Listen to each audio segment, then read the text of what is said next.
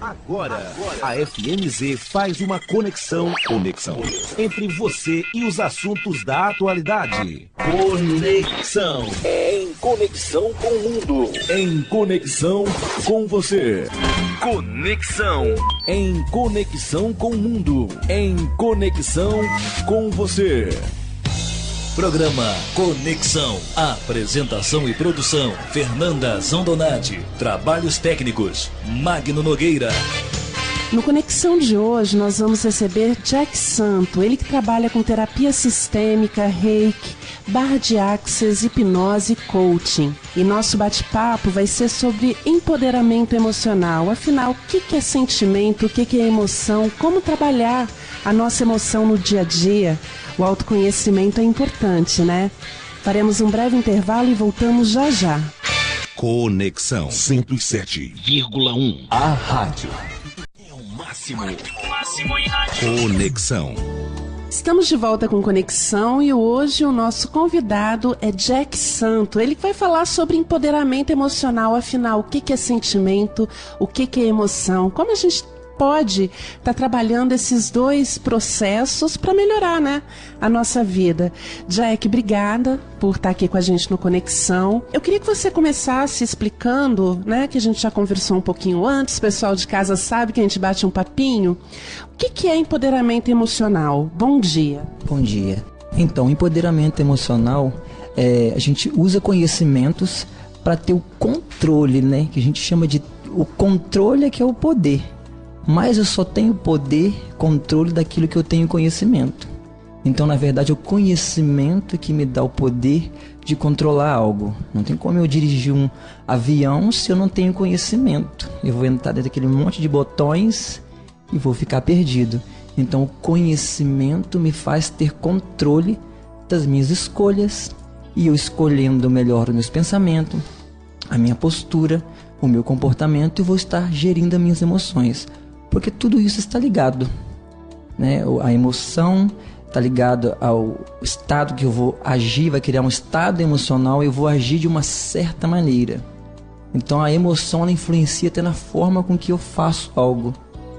E quando eu consigo mudar o meu pensamento, eu vou ter sentimentos e emoções que são congruentes com aquilo que eu estou pensando. Então a gente não vai pensar em guerra e sentir amor por aquilo. Vai ter um sentimento que é de acordo com aquilo que eu estou pensando. Então os sentimentos eles são congruentes. Quando a pessoa está muito no estado depressivo, ansioso, então existe um padrão de algo que ela vive pensando, está ali automático, né? Criou um hábito de pensar naquilo. E muitas vezes um processo inconsciente, que a gente chama de emoção. Quando está consciente é sentimento. E essa repetição desses pensamentos faz com que ela tenha esse estado emocional. Ela fica no estado diário de estar alegre, de estar ansioso, de estar depressivo, de estar eufórico. Depende do que ela está pensando e também do que significa aquilo que ela está pensando. Porque ainda tem essa questão. A mente humana ela trabalha muito com o significado. Às vezes acontece algo que é um fato. Uma pessoa vê aquilo como algo positivo e o mesmo fato uma outra pessoa vê aquilo como algo negativo. Então muitas vezes acontece algo na vida da pessoa que vai se transformar num trauma, num medo, numa fobia. E a gente precisa ressignificar. E é interessante que a gente nota que existe, ou pelo menos, né, a gente supõe que existe um inconsciente coletivo. Por exemplo, acontece uma grande tragédia que tem uma repercussão grande hoje com as mídias sociais, com o noticiário que está muito perto de todo mundo. Você acaba sabendo de todos os males que acontecem no mundo de forma muito rápida, de forma muito instantânea. Então, como que a gente pode trabalhar esse bombardeio de notícias, muitas vezes que não são boas, e trabalhar a higiene mental mesmo assim? Então, nesse caso, a gente usa muito uma técnica da programação neurolinguística, também conhecida como PNL, que a base é estar associado e estar dissociado ou desassociado. Quando eu me conecto com aquilo, quando eu tomo partido como se fizesse parte de mim, ou eu levo aquilo como importante, ao me conectar, ao dar importância, aquilo me afeta. Agora, também aquilo pode ser importante de uma certa maneira, sem que aquilo me afete. Então é aprender a se dissociar. o quanto que eu recebo a informação sem deixar que ela me afete emocionalmente. Eu consigo entrar, até mesmo sentir aquela emoção temporariamente, que eu percebo que ela pode ser ruim, então como que eu posso aprender algo para me proteger daquele tipo de acontecimento, e aí eu aprendo a como sair daquilo. Porque quando a gente não tem o equilíbrio emocional, a inteligência emocional, o que acontece? A gente entra num estado e a gente não consegue sair. É como se a gente ficasse preso, prisioneiro àquele estado emocional. Então aí esse descontrole emocional, ele demanda disso. Eu entro num estado e eu não consigo sair.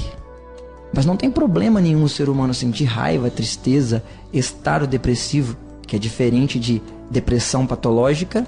É normal no dia a dia ter essas angústias. Agora, quando nós não temos um equilíbrio, uma inteligência que nos ensina a controlar essas emoções, nós ficamos presos nesses momentos. E aqueles momentos que era para ser 5 minutos, 10 minutos, eles se tornam dias, semanas, meses, como alguém que passou por um luto e às vezes fica 2, 3 anos e não consegue sair do luto. Tem um significado tão apegado àquela questão que a pessoa às vezes não consegue sair sozinha. Então ela precisa de uma ajuda externa, de uma ajuda terapêutica, de alguém que ajude ela a sair, em alguns casos até uma intervenção medicamentosa. Você falou em depressão, a depressão também entra nessa falta de controle emocional. É claro, né? A gente sabe que tem uma depressão química, né? Uma depressão por falta de substâncias no cérebro, enfim. Existem depressões que são clínicas, né? Que precisa realmente de um médico para ministrar remédios. Mas existe aquela depressão também que a gente passa, né, no dia a dia. Fica mais triste, fica com pensamentos ruins. Como que a gente sai disso? Então, aí a gente precisa, nesse caso, de um especialista. Porque a depressão, ela é meio fantasmagórica, vamos chamar assim. A pessoa que está passando por esse processo, ela perde muito o autocontrole. Chega num ponto que muitas vezes a maioria das pessoas depressivas, elas nem querem buscar ajuda. O que mais dificulta na depressão é essa questão de não querer buscar ajuda. Então ela se fecha. Na maioria dos casos, a depressão, ela acaba precisando de uma intervenção de medicamento por causa disso. Porque a pessoa ela não tem uma vontade própria, uma abertura. E para passar por um processo terapêutico, por exemplo, a pessoa precisa estar querendo. Não adianta alguém ir no processo de terapia se ela não quer. Porque a mãe quer, porque o pai quer, o irmão quer, o marido, a esposa. Não vai funcionar. Aquelas informações vão bater e elas vão voltar, não vão fazer efeito. Então o processo de depressão ele precisa sim passar por um processo de medicamento, pelo menos de início, e depois a pessoa pode caminhar para terapia para ajudar a controlar aquilo. Mas o medicamento precisa deixar a pessoa no estado em que ela responda à terapia. Porque esses extremos de depressão ou de ansiedade, a pessoa não consegue responder à terapia. Então não faz efeito. Então precisa trabalhar acompanhada com medicamento. Sempre buscar ajuda, né, Jack? Estamos conversando com Jack Santo e a respeito de empoderamento emocional. Faremos um breve intervalo, voltamos já já. Conexão 107,1. Estamos apresentando Conexão. Em conexão com o mundo. Em conexão com você. Estamos de volta com Conexão. Hoje nosso tema é empoderamento emocional. O nosso convidado, Jack Santo, ele que é coach. E Jack, uma coisa que acontece muito é você tá conversando com uma pessoa, a pessoa tá com raiva, você fica com raiva. A pessoa tá feliz, aí já é positivo, né? Você fica feliz. Você acaba, de certa forma, absorvendo essa energia, esse pensamento do outro. Como que eu faço na prática, né? Que você falou que a gente tem que se conhecer, que a gente tem que ter uma rigidez de pensamento. Como que eu faço isso na prática? Tem alguma técnica que você poderia ensinar? Bom, aí nós vamos trabalhar com um jogo de palavras, né? Uma delas é a aceitação. A gente precisa aceitar que as pessoas são diferentes. Parece muito simples na prática, mas lógico que todos são diferentes, lógico que eu aceito. Só que na prática, emocionalmente, muitas vezes nós não aceitamos. Quando a pessoa às vezes desafia um modelo de crença nossa, uma forma de pensar, nós ficamos com raiva. O que é a raiva?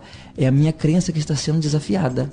Então a raiva nada mais é que uma reação a uma crença Então eu reajo para proteger o meu modelo de crença. Então, por medo de ser infringido, eu acabo ficando com raiva. É interessante que a raiz da raiva é o medo. Então, na verdade, se nós pararmos para pensar, nós só temos duas matrizes.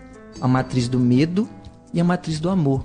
O amor ele representa a matriz de coisas positivas, como alegria, esperança, confiança, as energias positivas, vamos chamar assim. Enquanto o medo, ele cria uma matriz, uma consequência de coisas negativas. Mas na verdade é o medo se manifestando de uma forma diferente, que é através da raiva, da culpa, da vergonha, da inveja, do apego. Então são formas que o medo se manifesta dentro do nosso comportamento e cria emoções diferentes. Nesse processo do empoderamento emocional, que na verdade é para entender como ter esse controle, né? Essa inteligência emocional, existe até um livro de Daniel Goleman, que é um grande especialista sobre a inteligência emocional. Nesse processo nós vamos entender até que as emoções elas têm uma frequência que ela pode ser medida, e ela é medida em hertz. E a frequência mais baixa que existe é a frequência da vergonha e da culpa. São as duas mais baixas. A pessoa às vezes tem tanta vergonha que ela quer sumir, né? E muitas pessoas que se suicidam muitas vezes, essa vontade de sumir.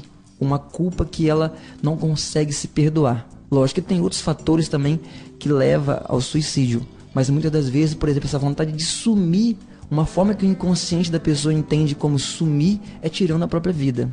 Então, ou seja, cada uma dessas emoções, cada uma dessas manifestações vai fazer com que a pessoa tenha comportamentos que sustente aquilo. Vai criar um hábito que aquilo vai criando um círculo, que gera uma crença, que gera um comportamento e às vezes até uma recompensa. Mesmo que pareça negativa, o cérebro se sente protegido agindo assim, então ele alimenta que aquele comportamento, por mais que ele seja negativo conscientemente, inconscientemente ele tem uma intenção positiva que a gente fala, que inclusive um dos pressupostos da programação neurolinguística é que todo comportamento tem uma intenção positiva.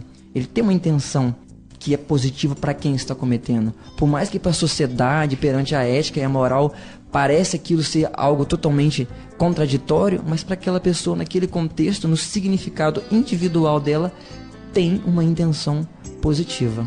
E saber lidar com isso, às vezes ter o poder de se auto-ressignificar, entender que aquele comportamento não está tendo o resultado que eu quero, é uma inteligência emocional.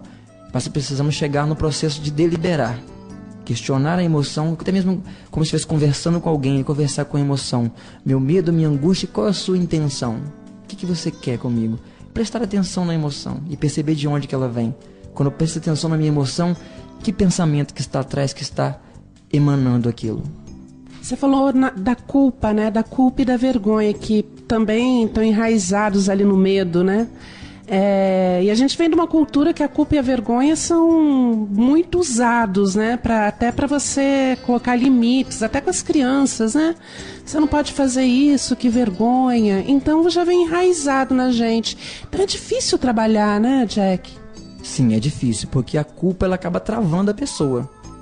Inclusive está lá na escala de emoções, as emoções mais baixas.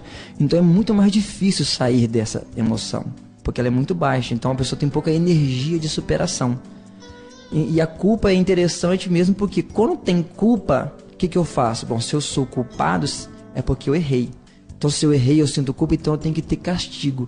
Então eu me puno. Eu fico num ciclo de punição. Então eu não tenho mais merecimento. Olha só o que acontece, vai desencadear uma cadeia de coisas por causa de um sentimento, que por trás tem uma crença. Eu sou culpado porque eu não fiz tal coisa, ou porque eu errei, eu fiz algo errado. Então isso trava. É interessante que as grandes religiões, por exemplo, o que elas fazem? Elas percebem isso, está no conhecimento, de que a culpa trava. Então a pessoa que está no processo de culpa, ela não consegue ter essa conectividade. Vamos chamar com Deus, com o universo, com todo, cada um na sua crença. Então a pessoa não se conecta, ela fica fechada nela mesma.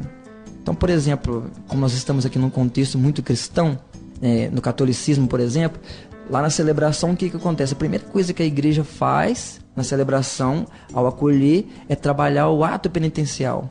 Então, para trabalhar a culpa, para sentir esse perdão, aí eu me abro para ter essa conectividade com as pessoas, com Deus. Então esse processo, ele passa pelo perdão que é a cura da culpa. Então eu preciso dessa autoaceitação, aceitar que eu sou falho, que eu tenho a possibilidade de errar, e entender que em outro momento eu posso ter uma atitude diferente. Eu preciso conversar com algo que aconteceu, dizendo o que eu aprendi com isso. Aí quando eu faço essa pergunta, eu não sou vítima, eu sou o dono da minha história. Agora, quando eu olho para algo que eu fiz que eu julgo como não bacana, como não legal, como errado, e eu falo, por que isso foi acontecer comigo? Ou seja, essa pergunta pressupõe que eu não tenho controle nenhum. Então, o equilíbrio emocional, ele passa também em assumir a minha responsabilidade. Tá? O outro fez algo que não me agrada. Tá? Como que eu me adapto agora a isso? Eu não posso simplesmente reagir. Eu tenho que pensar sobre aquilo e de que forma que eu posso agir para equilibrar. Como às vezes dirigindo no trânsito. Um outro motorista erra, se eu não estiver atento para compensar o erro do outro, vai dar acidente. Mas muitos acidentes no dia a dia, eles são evitados porque a pessoa estava atenta e ela desviou o carro um pouquinho de nada. Foi o suficiente para evitar um acidente. Na nossa vida emocional também é assim, nós precisamos de atento. O próprio Mestre Jesus disse, né? Orai e vigiai. Então eu tenho que ter a intenção, que é o orai, de ter controle da minha emoção, e vigiar, que é a atenção. Se eu ficar muito distraído, vai chegar uma hora que a minha emoção vai ser pega de surpresa, e aí eu não vou ter controle, porque quando ela tem pique emocional muito alto, o que acontece? A minha mente, ela gera, pelo fato da emoção, ela cria um túnel de realidade. Eu posso estar conversando com o meu melhor amigo, mas esse túnel da realidade, esse pico de emoção alto, o meu melhor amigo se torna o pior inimigo. Não que ele fez algo de ruim, a emoção distorce a realidade. É como se eu colocasse um óculos e agora essa emoção, esse óculos faz eu ver a vida de uma outra forma. Então saber tirar esse óculos, ter esse controle de tirar esse óculos, é o nosso equilíbrio emocional. Empoderar é ter a força suficiente para arrancar esse óculos. Empoderar é ter capaz de perceber que eu estou usando o óculos de uma emoção que não é adequada ao momento. Estamos conversando com Jack Santos. Nosso bate-papo é sobre empoderamento emocional. Faremos um breve intervalo. Voltamos já já. Conexão 107,1. Conexão. Em conexão com o mundo. Em conexão com você. Estamos de volta com Conexão e hoje o nosso convidado é Jack Santos. Ele que é terapeuta sistêmico, e coach. Hoje a gente está falando sobre empoderamento emocional, né? Como a gente pode aí lidar com as emoções, entender as emoções e quando elas forem ruins, olha, colocar bem pro lado, né? Que a gente não quer emoção ruim, não. Jack, você falou no último bloco a respeito da vitimização. E a gente percebe que é um processo muito comum, né? O mundo está contra mim, minha família está contra mim, ninguém me ama, ninguém me quer. Como que a gente sai desse processo de vitimização? O primeiro processo é tomar consciência, né? Que a gente não consegue mudar aquilo que a gente não tem consciência. Está no inconsciente, então aquilo passa despercebido. A gente simplesmente reage. A gente precisa tomar consciência, porque eu tenho sido muito vítima. Então eu olhar para mim mesmo, meu comportamento, para as perguntas que eu faço para mim mesmo, né? Como eu dei exemplo aquela hora, se eu perguntar por que isso foi acontecer comigo, quer dizer, eu não tenho controle, eu sou vítima, isso aconteceu comigo. Mas é o mesmo acontecimento e eu pergunto, o que eu aprendo com isso, eu me coloco no controle. Quando isso eu perceber que está de novo vindo a acontecer a mesma coisa, de que forma eu posso agir diferente para evitar isso? Ou talvez, se não tiver como lidar, para lidar com isso de uma forma mais madura, mais tranquila. Porque às vezes vai ter coisa que a gente não vai conseguir evitar mesmo, mas eu posso controlar a minha emoção.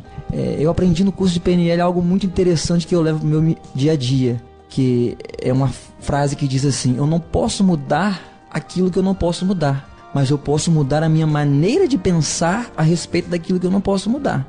Então, de que forma que eu posso olhar isso diferente? E quando eu questiono isso de forma madura e aberta, eu aprendo. Então, eu aprendendo, eu vou para uma nova possibilidade. É interessante que a palavra aprender, né? O A na palavra aprender, ele tem um significado de não aprender. Então, quando eu fico muito preso a algo que passou, um acontecimento, eu não tenho espaço para o novo. Então, aprender é desapegar do velho e aceitar o novo. entender a possibilidade do novo. Então é um processo que precisa passar também pelo desapego. E às vezes nós nos prendemos porque o medo de perder, o medo de algo, que por trás do apego está o medo de perder, faz com que nós ficamos agarrados em uma situação. A intenção é de proteger, mas é uma intenção, vamos chamar assim, um pouco primitiva, porque é uma intenção do ego.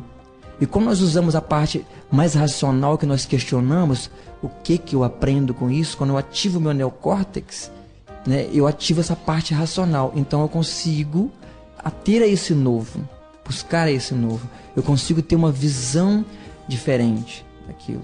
Então eu desapego, como que eu desativasse um pouco o ego e eu ativasse agora a minha razão. Então aí eu consigo deliberar, ou seja, fazer uma escolha consciente. Então tudo vai passar pelo consciente, como dizia o grande mestre, né? Conhecereis a verdade e a verdade vos libertará. Mas a verdade muitas vezes, né, é um pouco abstrato, porque nós temos uma verdade pessoal de cada um. Acontece algo e a minha mente ela vai registrar um significado daquilo que aconteceu. Aquele significado é a minha verdade individual. E para mim, no íntimo, para o meu inconsciente, aquela verdade é que importa. A verdade do outro vai importar quando eu tiver consciência e começar um processo de relacionamento para equilibrar. Mas lá inconscientemente o que importa é aquilo que ela entende, aquele significado. Por isso que às vezes uma pessoa olha uma barata, ela sobe em cima da mesa, dá grito de histeria, porque ela tem a fobia, e o outro olha e acha graça. Porque é o significado que tem na mente da pessoa, o registro que tem ali, é que faz a pessoa ter aquele comportamento. Então a inteligência também emocional passa pelo processo de mudar os nossos registros. Como que nós vemos um fato que aconteceu? Aquilo gera um registro na nossa mente. E quando esse registro é distorcido da realidade, por exemplo, no exemplo da barata que eu falei, a pessoa não vê uma barata como uma pessoa comum vê. A barata dela é gigante, tem dente, tem ferrão, são várias baratas, só que é um registro inconsciente. E o inconsciente, para se proteger, ele esconde aquilo. Então a pessoa, às vezes sozinha, ela não consegue sair daquele ciclo vicioso. Então ela precisa de uma intervenção, de uma ajuda. E até mesmo buscar autoconhecimento para poder conseguir acessar esses processos. Perfeito. E você vai estar aqui em Venda Nova, né? Vai estar com a palestra Empoderamento Emocional. E eu queria que você fizesse esse convite e também o que as pessoas vão encontrar, né? Aqui nessa palestra, quem pode participar. Então, eu quero deixar aqui, agradecer primeiro a oportunidade de estar aqui nesse momento muito bacana, esse bate-papo, essa troca de informação. Aproveitar para deixar esse convite.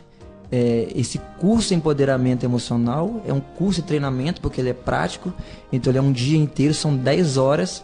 A gente vai usar técnicas da programação neurolinguística, algumas coisas que eu aprendi na parte de psicologia clínica, alguma coisa de barras de Axis. Tudo que eu estudei com Reiki, eu vou trazer alguma coisa que ajuda no equilíbrio emocional. Então nós vamos aprender prática, como olhar para a emoção. Primeira coisa que a gente vai entender é como que o cérebro funciona. Porque se eu não tiver um pouco desse conhecimento de como o meu cérebro funciona, eu não consigo dominar isso. Não vou ter controle da minha emoção. Preciso entender como que o processo emocional dispara para eu poder ter um domínio, um controle disso. Então nós vamos ter essa informação, como que o meu cérebro funciona, como que uma emoção é instalada na minha mente. E através disso nós vamos começar que escolhas eu posso fazer para intervir, para influenciar naquilo que eu estou sentindo. Então é um dia inteiro, são 10 horas de treinamento, palestra, dinâmica. É um momento muito bacana, muito lúdico, muito divertido. E eu penso que é de super importância, porque há um tempo atrás a gente estava na era do QI, né? Que é o coeficiente intelectual. Só que estudos foram desenvolvidos e percebeu-se que o QI, como resultado na vida como um todo, é apenas 20%. Que o QE, que é o coeficiente emocional, é 80%. Então o que acontece? A pessoa está lá, ela é um profissional, ela é contratada pelas suas habilidades. Tem vários certificados, diploma, vários treinamentos. E quando na prática ele vai trabalhar na empresa, ele não consegue dar conta do recado, porque o emocional bloqueia, influencia e sabota totalmente o comportamento. Então a pessoa quer ter um comportamento, mas ela não consegue ter. Ela quer ter um resultado, mas a emoção influencia no resultado dela. Então a meta não é alcançada, porque ela não está no estado emocional adequado para atingir aquele objetivo. Então o coeficiente emocional, O QE, ele é 80%. Não quer dizer que o QI, né, coeficiente intelectual, não seja importante. Esses 20% são muito importantes. Mas na balança, o emocional acaba sendo mais forte. Foi feita também pesquisa com eletrodo no cérebro de pessoas e percebeu-se o quê? Que o cérebro ele tem um impulso elétrico, né? Um pensamento. Quando você pensa em algo, ele gera um impulso elétrico. Quando a pessoa se concentra nesse pensamento e fica ali concentrada e começa a vir a emoção daquele pensamento, quando essa emoção vem, essa voltagem, esse impulso elétrico, ele se torna 5.000 vezes mais potente.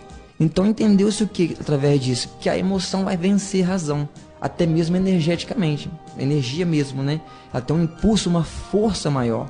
E por isso percebeu-se o que? Que muitos líderes acabam tendo uma postura contrária da que deveria, porque não cuidou da emoção, ao não cuidar da emoção, distraiu, a emoção veio e fez a pessoa agir de uma forma contrária do que deveria agir. Por quê? A emoção tem essa força maior que a razão. Não adianta saber que algo é errado. Se a emoção estiver desequilibrada, um pico emocional, essa emoção vai criar esse túnel de realidade, como eu falei antes, e a pessoa vai agir de acordo com esse túnel, porque ela só vai ver isso. Como o metrô lá no túnel. Existe um mundo infinito lá fora, mas para o metrô só importa aquele túnel. Jack, obrigada. E lembrando aqui que a sua palestra vai ser no dia 25 de maio, no auditório da Casa da Cultura. Quem quiser fazer as inscrições, pode estar entrando no site empoderamentoemocional.com.br. Conexão. Espero que tenham gostado do programa. Até semana que vem. Conexão. Em conexão com o mundo. Em conexão com você.